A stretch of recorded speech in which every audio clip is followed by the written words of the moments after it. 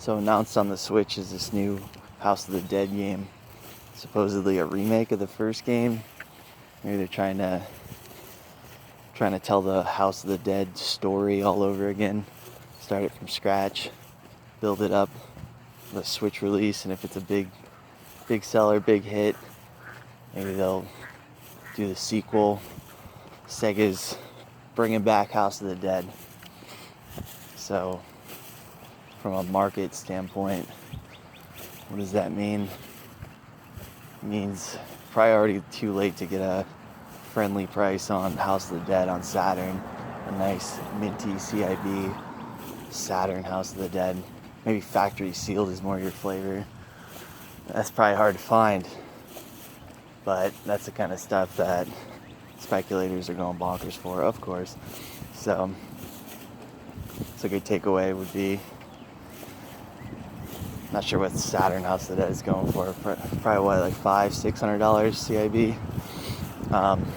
If you can get one for what it's been quote unquote going for, past couple of years, say it's been kind of sine waving, hovering around like a 500 to 700 range.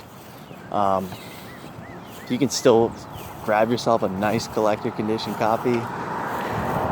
Now's probably your last opportunity if you're a Saturn collector. Obvious reasons, right? I'm not even going to. Why? You know why. There's going to be a bunch of newfound House of the Dead fans.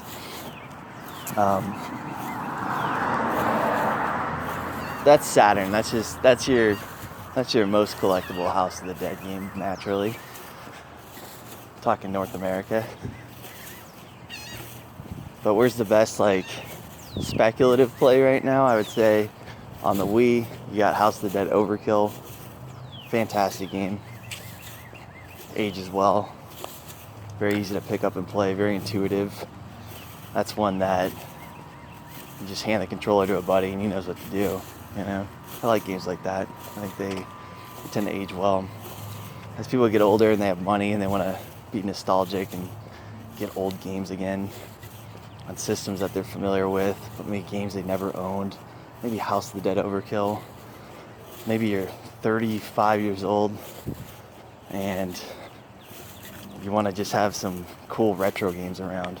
But you don't want games that have like a 45-minute learning curve, big tutorials and stuff. The older you get in life, less time you want to put into virtual shit like that. It's fun, but I'd rather just jump right into something that's amusing. So that's why I like arcade genres, arcade style games, ports of arcade games on consoles tend to be more collectible. You tend to have grown-ass adults competing to own those games because that's what they want to play. So, House of the Dead Overkill, House of the Dead 2 and 3 Returns, that just seems too fitting for what's happening here with a remake, a reimagining of the first House of the Dead coming to Switch. I can just feel it now, man. It's a common game. There's lots of them on eBay. They get listed frequently. But my, the floor is up on them. Seeing about $30. Hard to get it for less than 30, it seems, shipped. If anybody is familiar with the Wii library and maybe has been picking up Wii games here and there over the past 3-4 years, that's one that you've seen it several times at GameStop for $12.99 or whatever. You don't feel any anxiety about passing on it and, oh no, what if it's not there next time? You just see it often enough. Kind of like a Mad World almost. I guess Mad World is the epitome of a great collectible type game that just got overprinted, unfortunately, for value's sake, right? But it's happening, man. Common ass games, when they have the formula, the makeup, the right ingredients, so that it has tremendous collectible demand in the future, it can overcome its print run. Demand can swallow up a print run.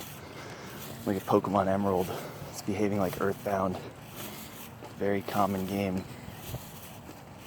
tangenting off all over the place, I apologize. But yeah, it's like $30, common game.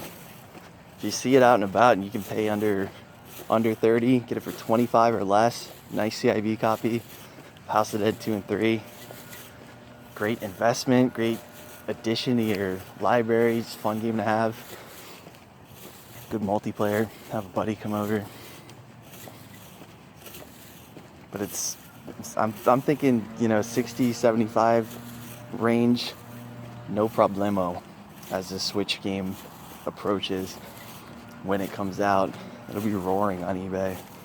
It'll be sensational. There'll be this House of the Dead wave of demand. Overkill is a little bit harder to find.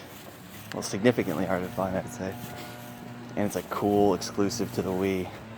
It's also on PS3, so I guess it's not really exclusive then, but both versions will be good. Both versions, go for them. I think the PS3 one's completely dried up, so that one you might have missed the boat on that. But fuck the PS3 version, man. You gotta use that gay-ass dildo-looking wand thing with a bulb on it to play that game, to shoot at your TV screen. Go with the Wii version, that's cooler. More Nintendo. Anyways.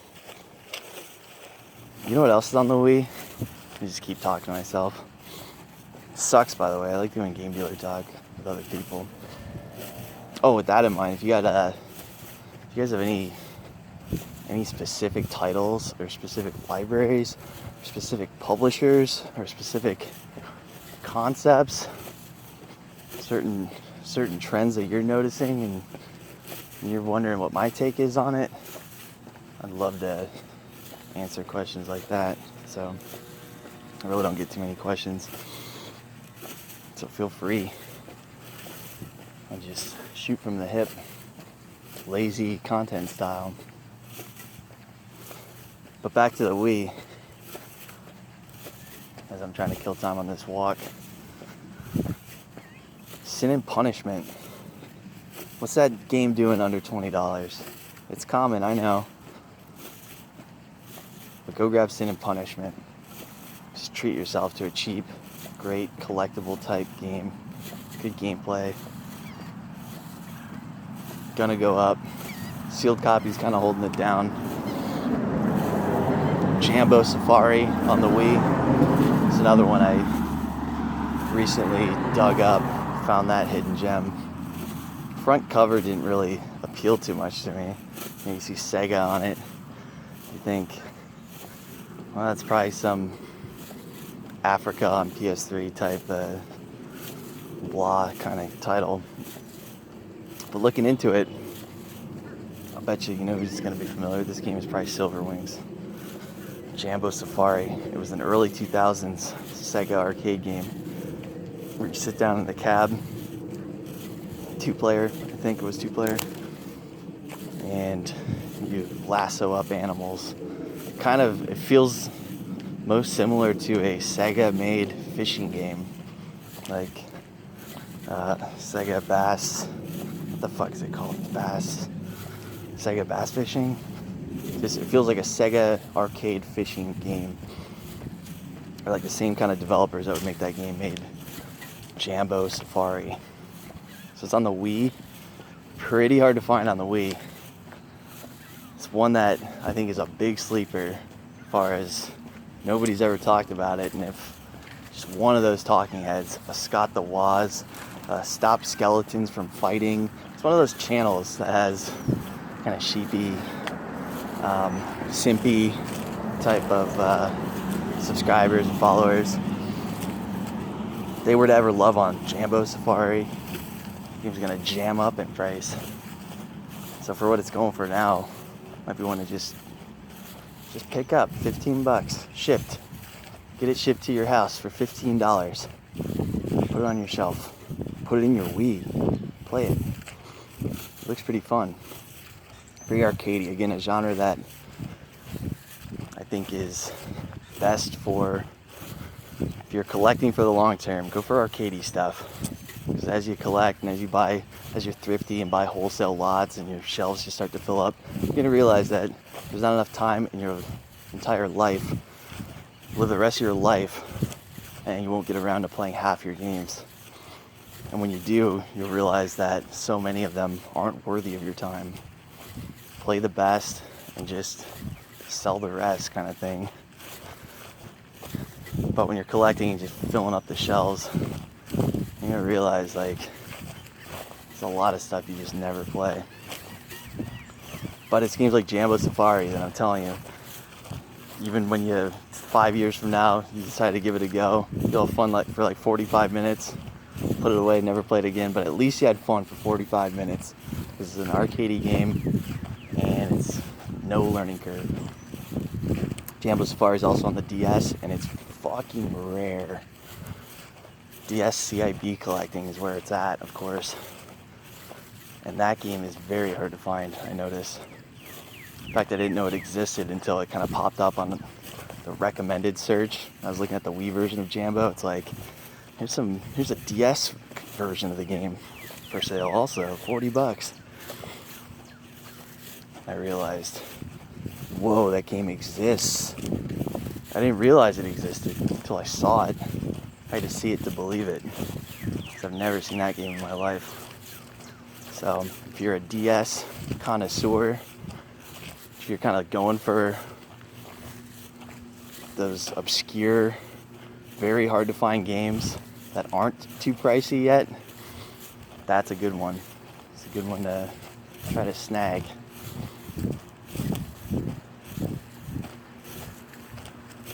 Alright, I really should write down more talking points. I'll end it now. There's my little, oh no, you know what? I got one more talking point as I approach home. It's seller advice. I mean, obviously I sell games as my sole source of income. Now, it's what I do. And what I'm seeing people have the most success with, in my opinion, is in this crazy teleported new market value of PS3 and PSP. Lots of stuff, man. Everything that just seems like yesteryear's prices are gone and things have doubled across the board with whatever library you're focused on. I do not focus on Vita whatsoever, but maybe you're a Vita person and Vita's doing this to you. Vita's not a great example of what I'm about to say, because what I'm seeing is, you guys probably know I'm big on 3D Dot Heroes. I bought a lot of the copies of that, and Folklore, a lot of copies of that. People are selling nice CIB copies for like $100 to $120. Both those games are selling in that range. And I think that's proper, you know. I always felt like those games deserve to be pricier in the future. You know, limited supply, huge demand for those PS3 exclusives.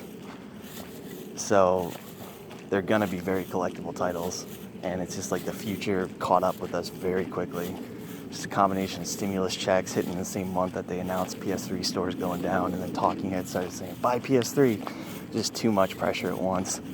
It just like teleported to where I feel like those games would have organically gone over the course of 5, 6, 7 years.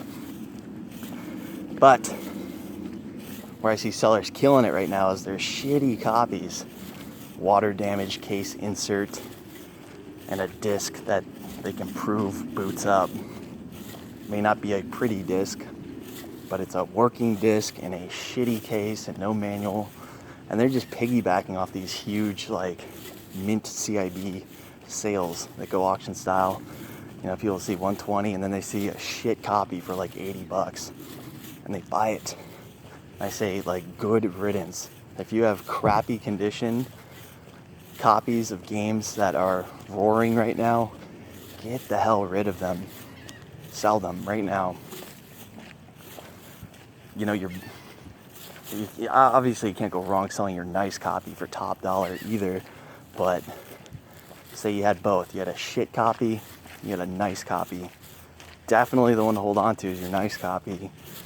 and then sell that shit copy for 1/3 less than what the minty one is worth.